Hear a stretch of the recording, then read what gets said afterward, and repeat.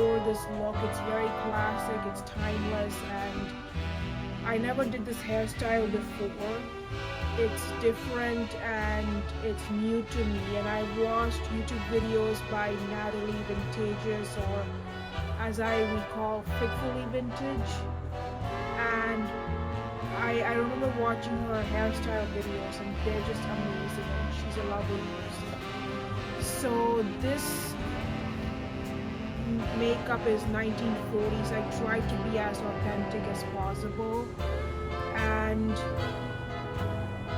it's very classic, it's very timeless, and movie stars like Betty Grable is definitely known for the poodle updo, and so are other stars. Not only Betty Grable, but sometimes Rita Hayworth pulled off a half poodle or a poodle updo as well. And this hairstyle can be achieved easily if you have longer hair. Even though my hair is short, it's not too long, I still manage to do this hairstyle. And these are the hair flowers that I paired up with, and this is a true vintage 1940s look. As you can see here, I like the stripe details. It's vintage from the 1940s. So without further ado, let's begin. So for this look, prepping the face is very important. So first I start with the La Roche-Posay sunscreen or SPF.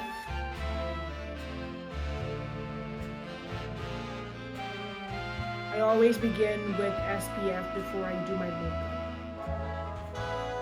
So I applied the D'Alba toner if you don't want your makeup to look cakey, and I mentioned this also in my previous videos that this product is really good to invest on if you don't want your foundation to be cakey. And now I'm going to apply the NYX Blue Primer on my face.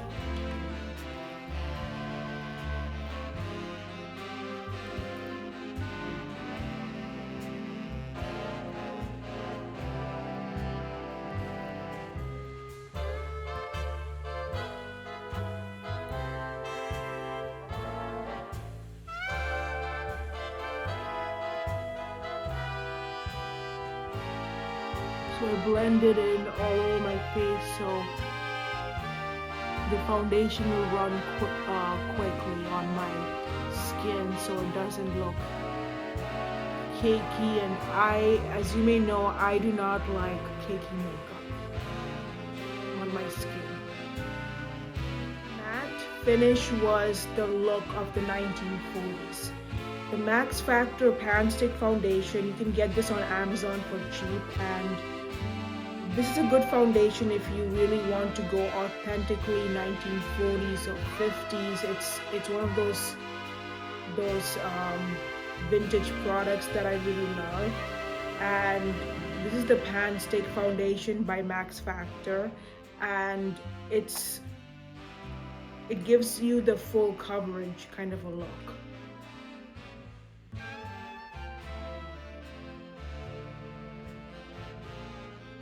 So I put this on, not a whole lot, but the appropriate amount. And this foundation is very authentically vintage, and it was very, very popular in the 1940s. And I don't know who owns Max Factor now, but it was a very popular, glamorous brand in the 1940s, and I don't know how it fell apart. So there, I'm going to blend the foundation off camera. So before I go with contour or blush, I like to do my eye makeup first, and they used pencil to line their eyebrows. And the 40s brows wasn't too thick either. It wasn't like Audrey Hepburn brows or Elizabeth Taylor's brows. It wasn't exactly too thin like how in the 1930s the famous Jean Harlow or Myrna Loy's brows. It was just medium thin basically. So if you want to rock a 1930s brows with 40s outfits, you can definitely do it. And if you want to rock a 50s brows with a 40s outfit, you can do that too. But 40s brows were not too thin and not too thick either.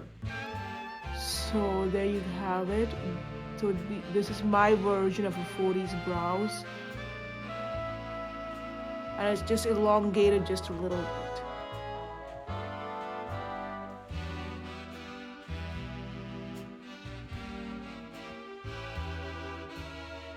There, that's good. So for the eyeshadow, the 40s eyes was either a nude or a brown shade. The bright colors like blues, purples were famous in the 30s, but in the 40s they were not that popular. So let's go with what we have here. I'm mixing this color, this brown color here with a bit of the nude shade of eyeshadow.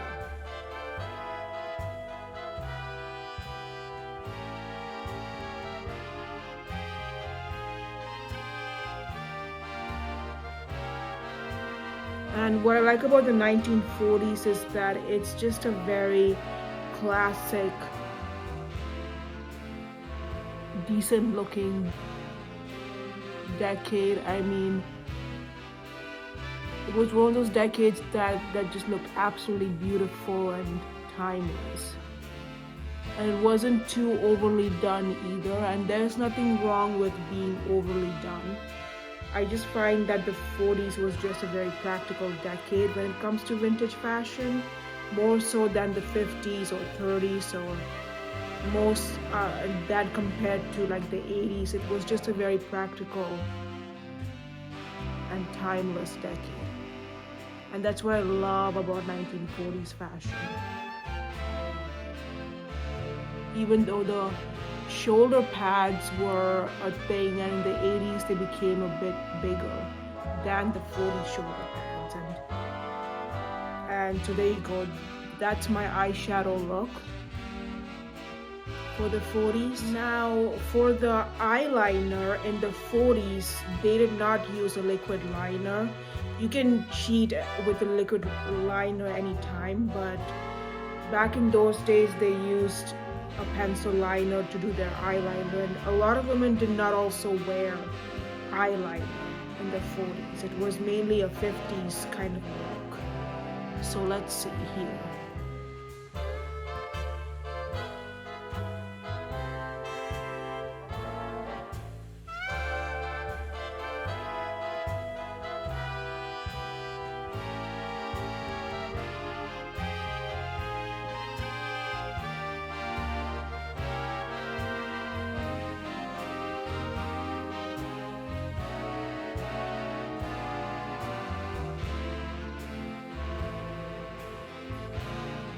So that's not, it's not that bright, but the pencil liner, I'm trying to be as authentic as possible, but you can go ahead and cheat with a liquid eyeliner, but for this video's sake, I'm just trying to be as authentic as possible.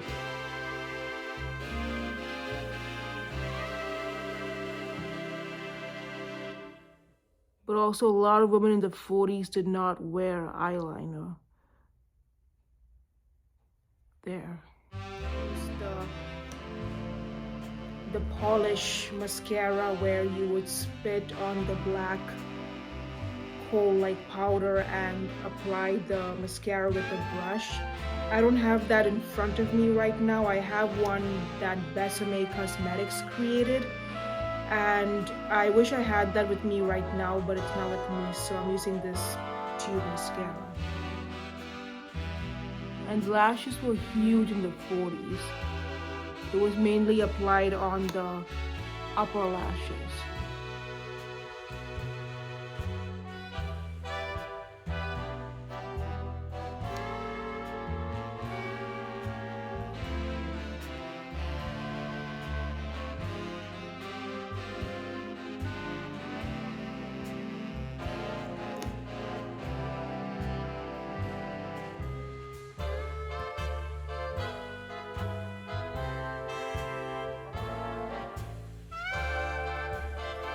And so lashes were a thing in the 40s, and it's interesting that the inventor of false eyelashes was D.W. Griffith, the movie director. Although there are debates about who created the first false eyelashes, and if it was D.W. Griffith, he wanted to make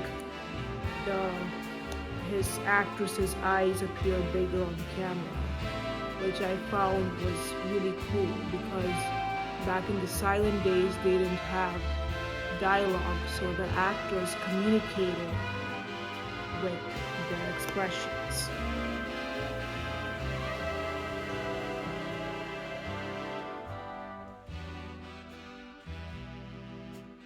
So applying more lashes because lashes were a huge part of 40s eye makeup.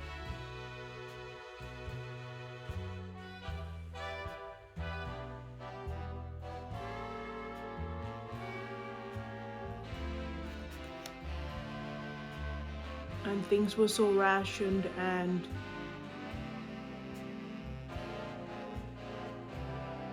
out of supply, or it was just not available as much products as we have today.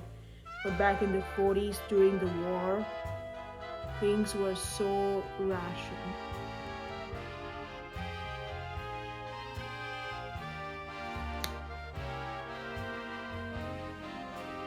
We have so much choice today, but back during the war, we didn't have much choice for products. So that looks, and just a few more pumps.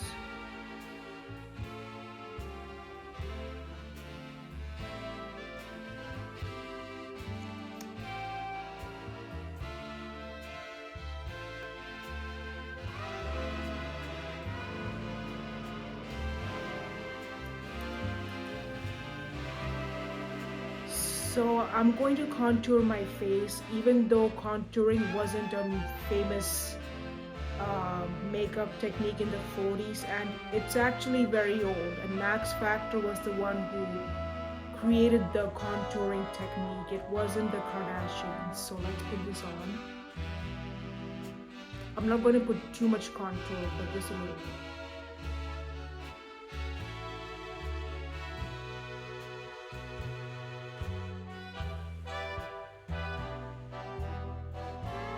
And my nose needs a lot of contouring.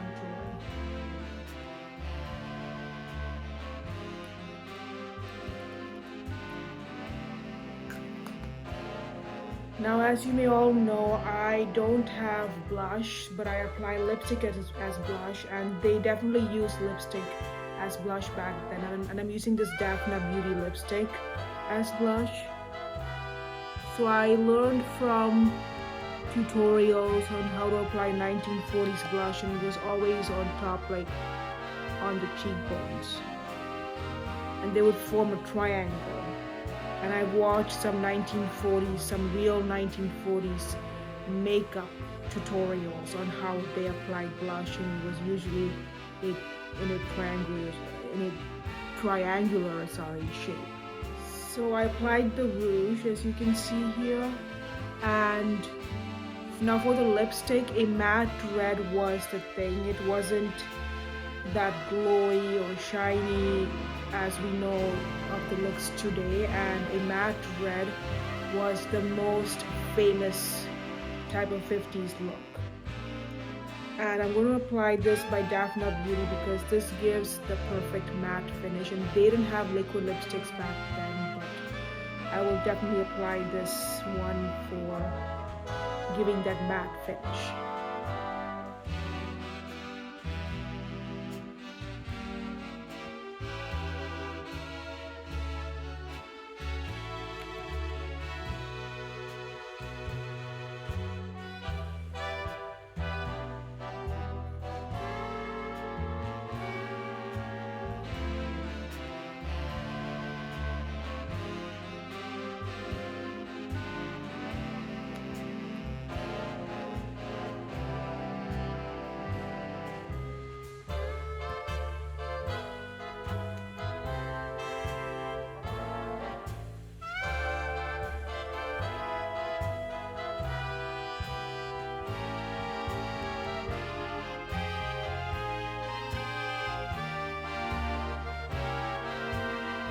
There, that's good.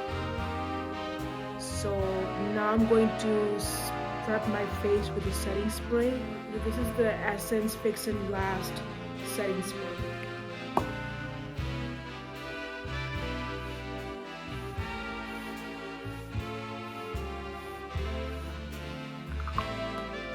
There, now this will make the makeup last long.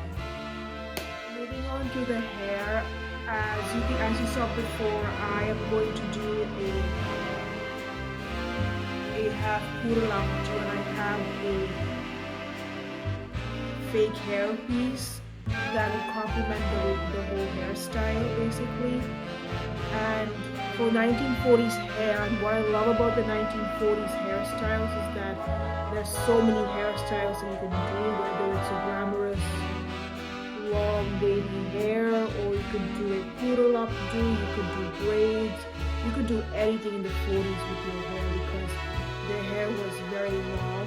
The trend was to have longer hair back then, and it also depended upon decades as to the hair length.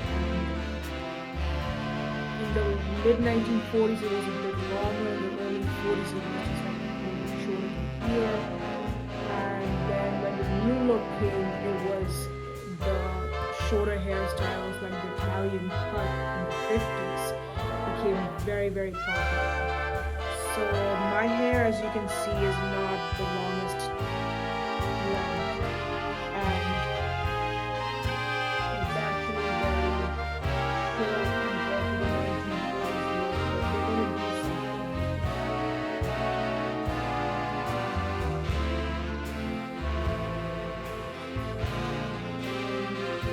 So before I start teasing the side of my hair and this chunk of hair that I have here, I am going to tie it into a ponytail because I'm going to add in the hair piece.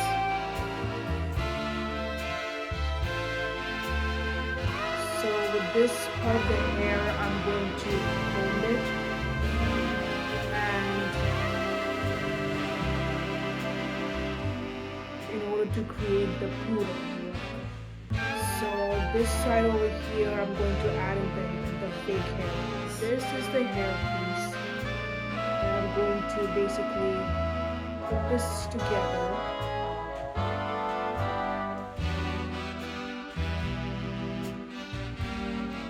And the poodle was actually very big, and this does look very big. And now I'm going to brush my hair. So I'm going to create this half poodle updo, and I'm not an expert in this by any means, and I've tried to watch tutorials by vintage enthusiasts like Natalie Vintageous and many others who did a really good job with this hairstyle. Section of hair here, I'm going to tease it and back tease it. Tease as much as you can.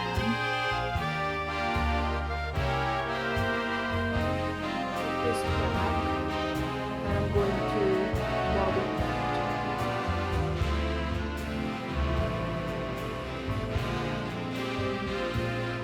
With this one too, I'm going to tease it.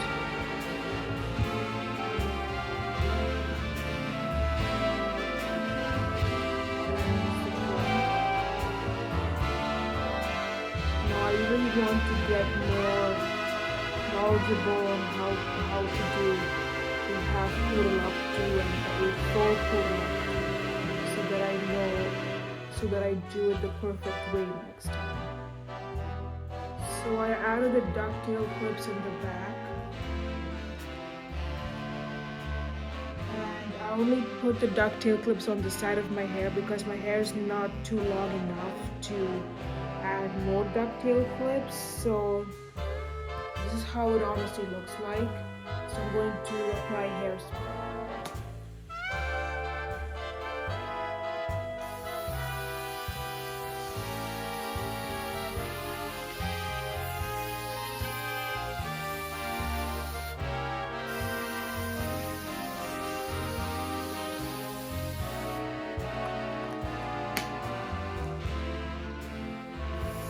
I hope you all enjoyed my makeup and hair video on how I do my hairstyle.